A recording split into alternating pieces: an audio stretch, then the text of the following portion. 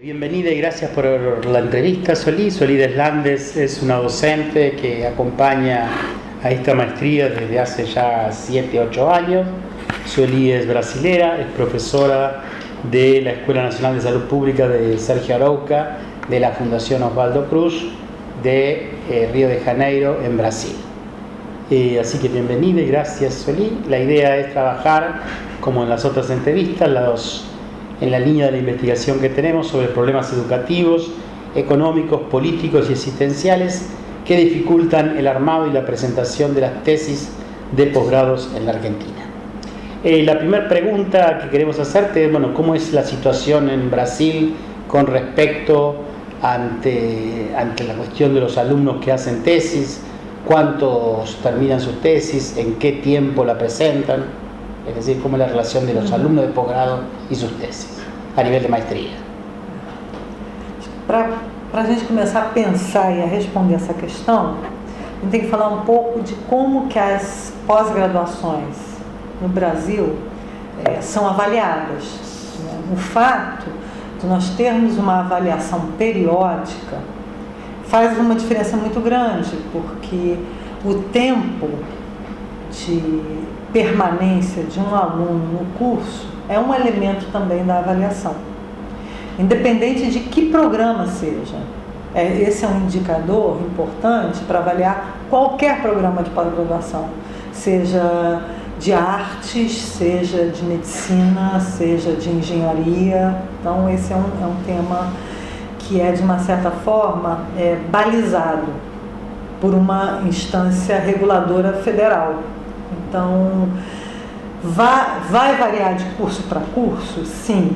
Na saúde coletiva, o tempo médio de o que é considerado um bom desempenho em termos de tempo, é de 24 meses, que é o tempo mínimo, até 26 meses. Esse é considerado um tempo excelente. Então, para você ter um programa muitíssimo bem avaliado no mestrado, na maestria, a margem é de 2 meses após o tempo regulamentar. Para um doutorado, a margem é de 4 meses, para você ter um programa considerado muito bom, muito bem avaliado. Isso foi muito importante no começo das avaliações dos programas. Hoje, esse quesito já não é mais tão importante, já não pesa mais na avaliação. Isso é interessante porque fala um pouco também da maturidade dos programas. No começo, esse quesito era muito importante porque a maioria dos programas alargava muito os prazos. Então, havia a situação do aluno que entra, mas não conclui. Isso hoje é muito raro. Claro que tem os desligamentos, geralmente são por motivos pessoais. A pessoa desistiu, ou porque teve um problema, ou porque, enfim, desistiu. Esse percentual é muito baixo hoje, não chega a 10%. Então, esse indicador foi sendo preterido na avaliação em relação a outros indicadores.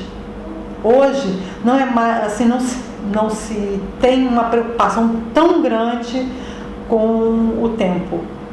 Por quê? Porque a maioria chegou a um patamar de um percentual muito pequeno dos alunos que não terminam. ¿Y cómo son las condiciones de la cursada de los posgrados? De la dinámica, ¿cuántos días van? ¿Van todos los días? ¿Cuántas horas? Em geral, nas maestrias, nos mestrados, o primeiro ano é muito intensivo, que é o ano que ele tem que cumprir as disciplinas, as aulas, porque na saúde coletiva você tem um número de créditos para pagar, para cumprir, créditos acadêmicos, o doutorado também. Então, no mestrado, o primeiro ano é um ano muito intensivo, muito presencial. Ele tem que estar lá quase todo dia, porque ele vai ter disciplinas quase todos os dias. Só que ele tem a liberdade, o aluno tem a liberdade de fazer disciplinas em outras instituições. Ele não precisa só fazer naquela instituição de origem. Então, nós temos, geralmente, um quadro de disciplinas, uma grade de disciplinas que tem as obrigatórias e as eletivas, optativas. As obrigatórias é o núcleo duro do que aquele programa considera fundamental, essencial, que um aluno tenha, que seja exposto àquele conhecimento. São as obrigatórias. As optativas ou eletivas, as disciplinas, ele pode fazer em outra universidade, em outro programa. E ele leva um certificado dizendo que ele teve um bom desempenho naquele programa. Todavia, essa escolha tem que ser certificada pelo orientador, pelo diretor de teses. Ele não escolhe sozinho. O diretor de teses, ele diz assim, ok, você vai fazer uma disciplina na universidade outra. E aí ele vai e faz. Então ele tem mais flexibilidade de fazer a sua própria grade de horário. Mas geralmente o primeiro ano, tanto do mestrado quanto do doutorado, ele é muito presencial, quase todo dia. A partir do segundo ano, que é quando, no caso do mestrado, o aluno já qualificou o seu projeto, já defendeu o projeto e já está fazendo trabalho de campo, ele só vai quando ele tem orientação com o seu diretor de tese. Então, o segundo ano, ele quase não vai na instituição, só quando é agendado com o seu orientador de tese. No doutorado é a mesma coisa. ¿Y los estudiantes tienen becas? A maioria. Y la dedicación? Es decir, ¿es posible que continúen trabajando? ¿Qué porcentaje de alumnos estudian y trabajan? Oficialmente, em termos oficiais, a pessoa só pode ter a beca se ela não tiver uma atividade de trabalho remunerada. Isso é o oficial. Atualmente, a instituição que oferece as becas flexibilizou as regras. Então, você pode até ter um trabalho, desde que o seu orientador consinta, permita, e que este trabalho esteja diretamente relacionado ao objeto de tese. Isso é em teoria. Na prática, o que acontece? O sujeito, com o crescimento da precarização do trabalho, o sujeito oficialmente ele não tem emprego nenhum. E ele é candidato à beca e consegue a beca. E faz vários empregos informais, participa de tem várias inserções de trabalho informal. E isso, às vezes, é uma negociação tensa com o orientador de tese. Porque ele tem a beca, mas a beca o valor não é suficiente para um estudante se manter.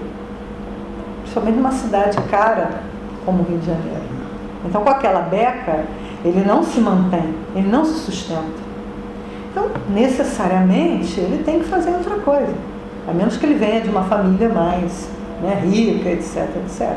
Então, isso é um acordo meio implícito de que, ok, você pode trabalhar, desde que isso não atrapalhe o trabalho.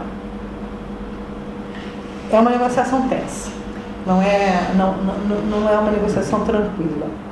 Y desde el punto de vista de los docentes pueden dedicarse solamente a la docencia, tienen otros trabajos, tienen varios trabajos, son full time. ¿Qué relación hay? ¿Cuántos docentes por cantidad de alumnos? Vou começar pela quantidade de alunos. O máximo que é regulamentado é que um docente tenha no máximo 8 alunos. Se ele tiver mais que 8, o programa é penalizado. Okay? Então, no máximo 8 alunos. Se o professor se dedica inteiramente à atividade de docência, vai depender da instituição em que ele está, a instituição dessa pós-graduação. Se for uma universidade, aquele professor se dedica integralmente ao ensino.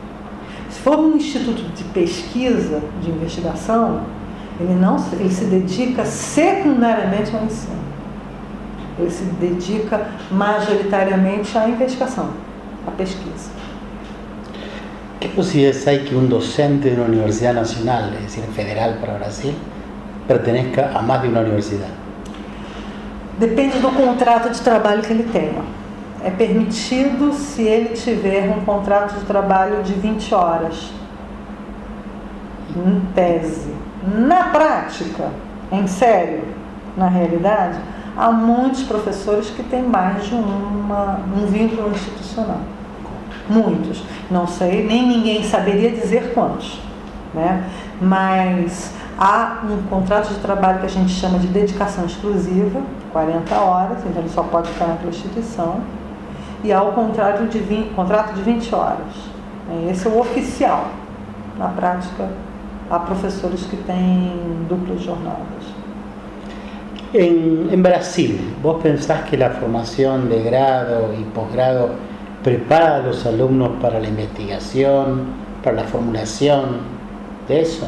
¿Cuál es tu respuesta? ¿Es positiva? A graduação, acho que não. Acho que não prepara. ¿Y qué le falta o qué falla? O que falta? Eu acho que falta mais pesquisa nas universidades. A universidade não é necessariamente um locus de pesquisa. Ainda há um apartado, né? Uma separação entre ensino e pesquisa, infelizmente. Há exceções, sim, mas ainda são exceções, né? O governo brasileiro tem investido muito em becas de iniciação científica e isso tem feito uma grande diferença, né? O que são becas que são dadas ao professor universitário ou investigador, enfim.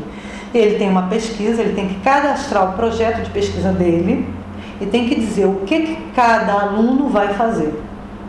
Ele tem que ter o projeto dele e um pequeno projeto para o aluno, né? Definindo os objetivos de investigação do aluno.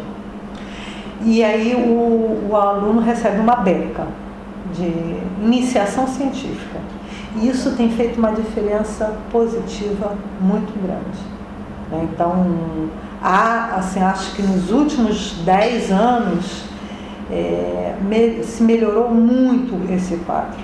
Então, hoje, a graduação gradativamente se torna um espaço de pesquisa, por conta desses aportes institucionais. Agora, isso vai depender também da carreira, né? Então, vamos pensar as carreiras da área de saúde, né?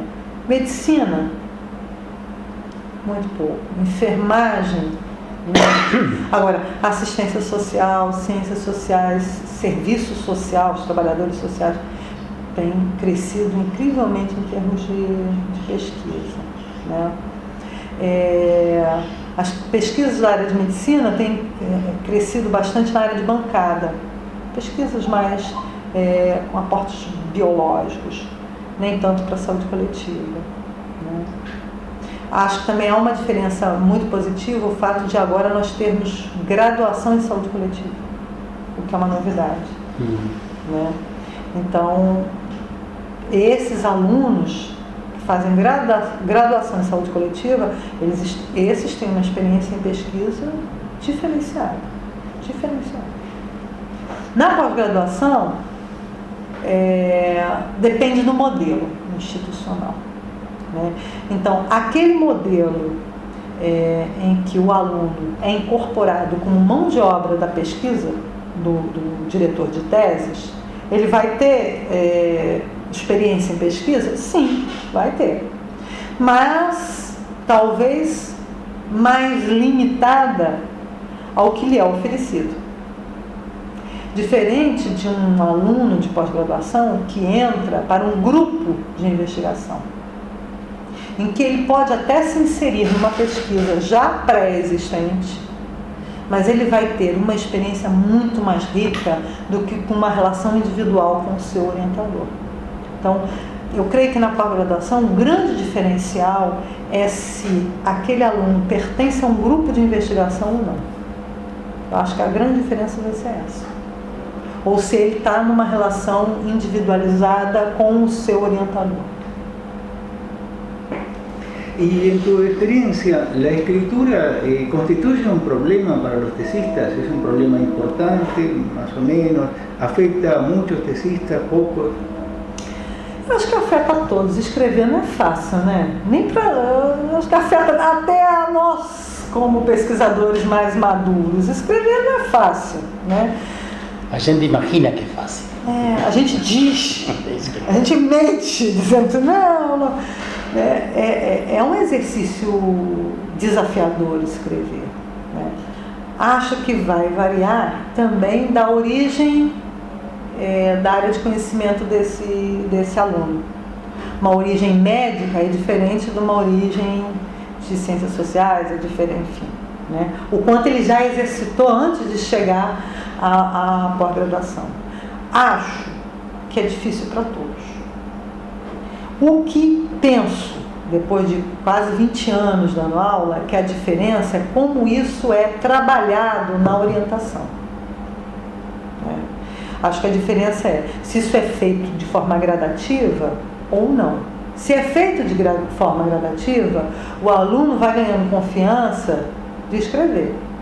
Se é feito só ao final do processo, é um desastre, né? Então, se você vai pactuando a cada ciclo temporal um texto escrito pelo aluno, isso tem um êxito muito diferente do que você querer ver ao final do processo a tese escrita como um todo, né?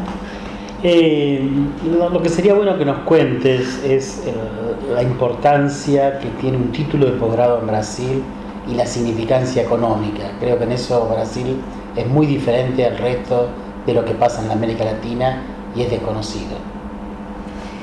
Eu acho que vai depender da onde ele está, onde ele vive. Se for numa região fora do eixo Rio-São Paulo, né? O eixo Rio-São Paulo, essas duas metrópoles, são muito saturadas de programas de pós-graduações.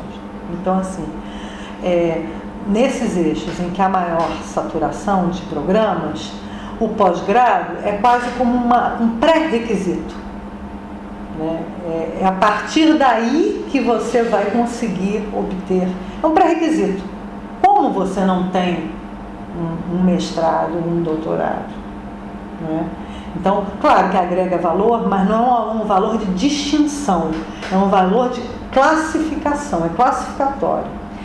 Nas regiões em que os programas são mais raros, mais escassos, aí sim faz uma diferença enorme. Você tem um título de doutorado, por exemplo. Aí você é disputado, você é valorizadíssimo com aquele título. Entonces tiene relevancia en todo el país tener un título. Sí, sí. Y en el caso personal tuyo, en tu salario universitario, el título de doctor, ¿qué porcentaje de salario te incrementa? Antes era, na nossa carreira, era um plus de 100%. Quando, eu estou falando da instituição que eu participo, antes era 100%.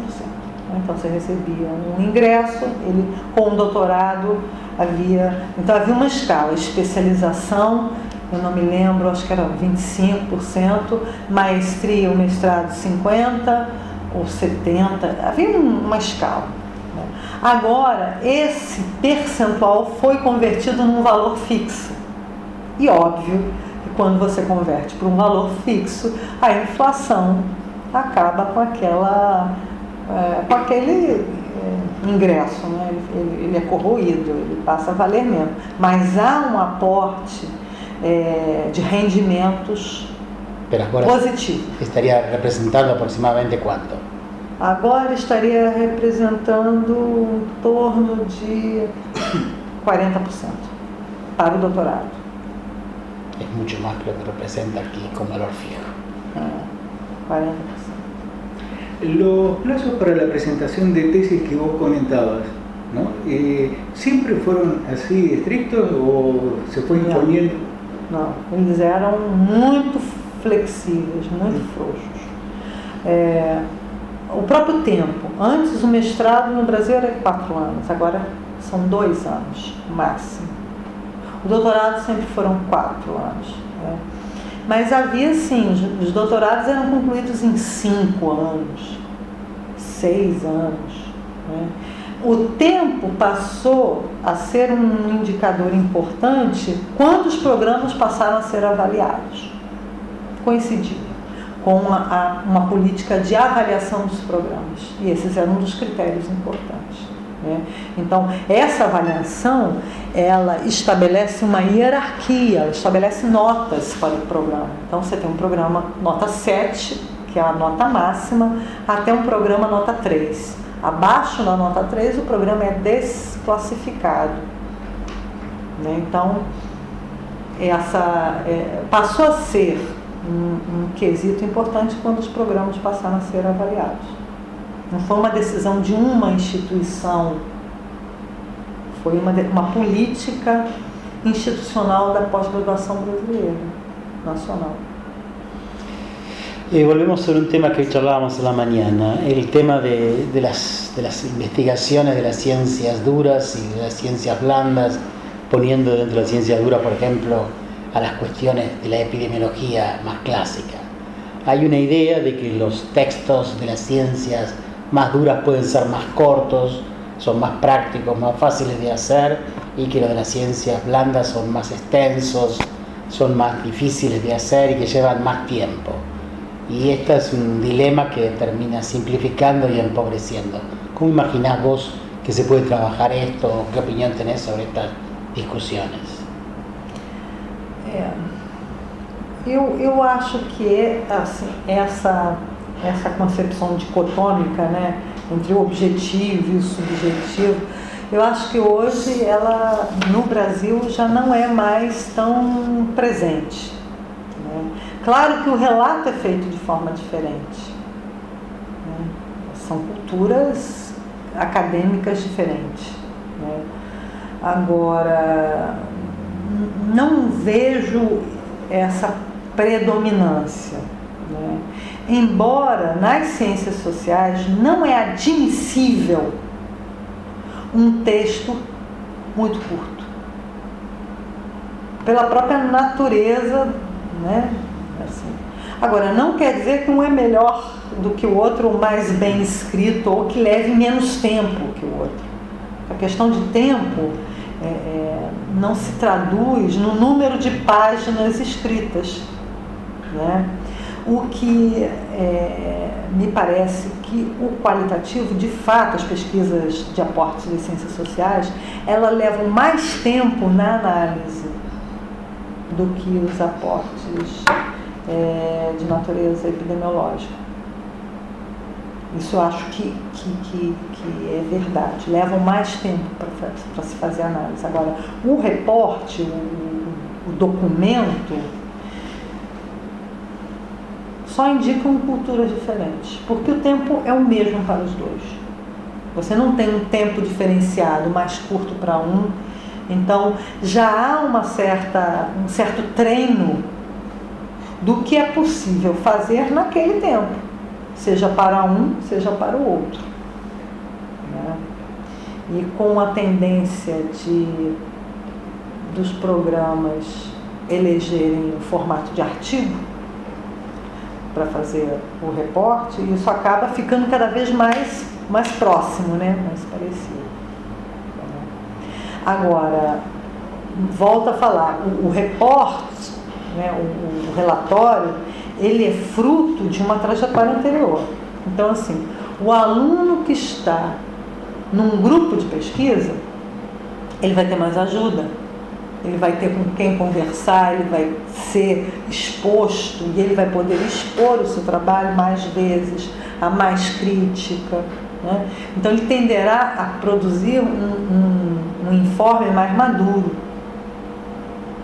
Um pesquisador que está isolado, ele vai ter um trabalho menos exposto à crítica. Entendemos que algunas universidades europeas y también de Brasil aceptan o ofrecen la posibilidad de presentar el trabajo, digamos, de graduación no en el formato clásico de tesis, sino también en formato de artículo. Esto en Brasil se da en forma generalizada en todas las universidades, en algunas. ¿Qué experiencia han obtenido con esto, con este formato? ¿Tiene ventajas, tiene desventajas? Acho que na graduação isso não é muito comum no Brasil, é mais comum na pós-graduação. Na graduação geralmente se faz uma monografia, um texto tradicional. Na pós-graduação, essa é uma tendência de fato, fazer sob formato de artigo. E ainda é um modelo em transição, ainda está se experimentando esse tipo de formato. As bancas não gostam, reclamam bastante, porque de uma certa forma, quando você faz em formato de artigo, em alguns programas se exige que aquele artigo já tenha sido submetido. Alguns programas exigem que ele já tenha sido submetido e aceito. Então, quando a banca vai analisar, ela não tem muito o que falar, já foi aceito, já foi submetido. Qual é, de fato, a troca e a capacidade de intervenção da banca? É nenhuma. Então, a grande crítica é qual é o papel da banca nesse, né? Se a banca é um momento de avaliação, né? Como é que você... Então, essa é uma questão que causa polêmica, né? Qual o papel que fica, no final das contas, para a banca? Qual é o encadeamento e aprofundamento possível no modelo de reunião de artigos, né? Porque o artigo designado, as regras do artigo são designadas por um meio externo, que é a revista. Não é pela instituição de pós-graduação, né? É pela revista. Então, uma revista te dá 8.000 palavras, a outra te dá 3.000 palavras. Em 3.000 palavras você não tem o mesmo espaço para desenvolver as ideias, para aprofundar do que um espaço de 8.000, claro, somos iguais, né? Então, o formato de artigo, aí é uma opinião pessoal. O formato de artigo é interessante? É interessante. Eu mesmo tenho tentado utilizar com alguns alunos. Então, primeiro, é bom para todo aluno? Acho que não. Para determinados alunos, isso implicará em empobrecimento do relato. Para outros objetos e outros alunos, ok, esse perfil é bom. Então, acho que há que ter liberdade do orientador para julgar entre esses dois modelos. Eu acho que isso é fundamental. Não se deve adotar unicamente um ou outro. Acho que tem que ter essa liberdade, porque são objetos diferentes, são pessoas diferentes, né? Então, tem que ter essa liberdade. A segunda é como que vai ser elaborado o formato da tese, que a tese não é só o artigo. Que outros elementos devem ser apresentados? Isso varia de instituição para instituição. Tem instituição que você só precisa apresentar o artigo, mais nada. Apresentou 3 artigos e fez a defesa. Isso nos Estados Unidos é comum, mais comum, né? No Brasil, em geral, as pós-graduações exigem outras partes. Então, o sujeito tem que apresentar, aí vai variando, a introdução, o marco teórico, os artigos e uma conclusão. Em outras instituições, os artigos são considerados apenas o capítulo de resultados. Então, ele tem que apresentar todos os outros elementos de uma tese tradicional, mas os resultados são apresentados sob formato de artigo. Então, isso vai variando bastante, né? Eu creio que o modelo único do artigo é muito pobre. Só o artigo, mas nada, é muito pobre. ¿Y si fuera el artículo con un informe de investigación acompañado? Sim, com o informe geral da investigação, né? Somente substituindo o capítulo de resultados. Exato. Porque, mas tem que ter um capítulo de metodologia, tem que ter um capítulo. Porque el artículo lo que posibilita es la difusión de la tesis, que la tesis independientemente con todo el tema de los repositorios, Sí. que por lo menos en Argentina empieza a aparecer una posibilidad que se visualicen las tesis. Pues son las tesis, era literatura oscura, Cinza, gris, né? simplemente cerrada como difusión. Ainda é, né? No Considerado. es una cosa que tenga fácil acceso. Soli, vos venís hace tiempo visitándonos de manera solidaria, colaborando con el desarrollo del posgrado, y si tuvieras que tomarlo esto como representativo de tu experiencia del posgrado en la Argentina y tu experiencia en Brasil, ¿qué harías como elementos distintivos de una experiencia y de la otra, y cómo ves el proceso de los alumnos y de las discusiones acá dentro de Argentina? Acho que são experiências muito Muy distintas. diferentes. Sí, sí. Muito distintas. Por eso la pregunta es... E a minha experiência aqui é pontual, Sí, sí, naturalmente. totalmente. Sabemos Né? eso serio. Sazonal.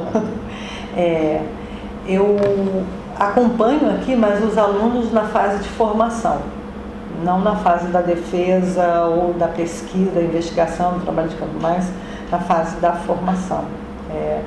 Eu vejo os alunos aqui muito ávidos pelo conhecimento, valorizam muito o conhecimento, né?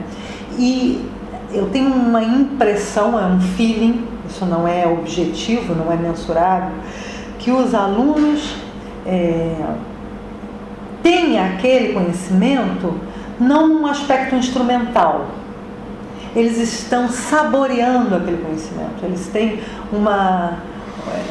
É como se aquela aula fosse lhes agregar pessoalmente, biograficamente, muito. Né? Mas eu não acompanho as outras fases. No Brasil, as disciplinas são vistas de uma maneira mais instrumental. O aluno está ali porque ele tem que cumprir os créditos, mas, sobretudo, ele está pensando como que aquele conhecimento lhe será útil para a operacionalização do seu trabalho. Então, essa relação entre as disciplinas e o trabalho, ela é mais forte, é mais operacional. Aqui, não sei como é, mas eu tenho a impressão de que aqui não é tão instrumental, é mais o conhecimento, esse aporte, essa exposição, esse conhecimento que é muito valorizado, né? Outra diferença que eu vejo é na eleição do tema. A impressão que eu tenho é que o aluno daqui, ele leva muito mais tempo para definir o que ele vai fazer. Ele fica muito tempo na fase da eleição do tema e não da definição do objeto. O aluno brasileiro, ele é conclamado a fazer isso mais rapidamente. Consequentemente, às vezes, é rápido demais, né? Mas é mais operacional, ele tem pouco tempo, ele entra sabendo que tem pouco tempo, ele entra sabendo que ele tem tantos meses para apresentar o seu objeto, ele tem mais tantos meses, é mais esquadrinhado o tempo em relação à operacionalização do trabalho. Aqui a ideia que eu tenho é que ele tem mais tempo de amadurecimento, né? Agora, esse mais tempo de amadurecimento pode levar também a se perder nesse caminho, a mudar muitas vezes de objeto, a desistir do objeto inicial ou a desistir do percurso, né? A impressão que eu tenho era como se fossem dois ciclos diferentes: o ciclo das disciplinas, com uma lógica própria, e o ciclo da investigação, e que um não conduz necessariamente, embora, né, não é operacionalização do outro, são momentos e vivências diferentes. Quer dizer, isso é feeling, isso não tenho muita, né, não tenho experiência desse cotidiano.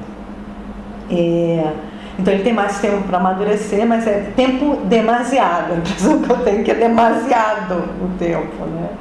Então ele muda de ideia, ele muda de orientador, ele muda de vida, ele, né, fecha o ciclo das disciplinas, ok, tá bom, né? E não segue no ciclo da investigação, né? O aluno brasileiro não, o ciclo da disciplina é para fazer a investigação, é com esta finalidade, é uma finalidade mais instrumental e aqui mais heurística, né?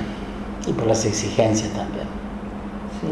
El sistema exige más a la tesis en Brasil que acá.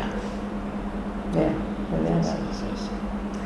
¿Quisieras agregar algo que pueda servir? Acho que nada mais. ¿Alguna reflexión de cierre? Não, eu acho que a diferença do Brasil é ter esse aporte institucional, governamental, federal, que não é só aporte de recurso, mas é também aporte normativo, também é aporte de uma certa competição também. Histórico. Que lleva quantos anos? O projeto da pós-graduação em Brasil lleva quantos anos? Da primeira pós-graduação, eu acho. Eu não sei te dizer, na saúde coletiva, a primeira pós-graduação, final dos anos 60, né? Em saúde coletiva. Que é a maestria em medicina social da UFRJ, que é a casa de Juan César Garcia. Então tem uma trajetória longa, né? Mas acho que essa regência institucional nacional comum, ela é importante. Ela é muito importante, né? E temos várias críticas. Sí, né? Pero en América Latina, Brasil ha marcado uma diferença notável com isso. Acho que faz uma diferença. Muito grande. Agora, claro que há produzido também, acabou por produzir alguns equívocos, alguns erros, enfim, né? Mas trouxe avanços. Sí, pero a diferencia de México, no copió mecánicamente el modelo americano. Se aproxima, pero no es una copia mecánica del modelo americano, cosa que la Universidad Mexicana en general está mucho más influenciada por el modelo americano. Pelo modelo americano, é verdade, é verdade. Bueno, gracias, Oli. Muito obrigada.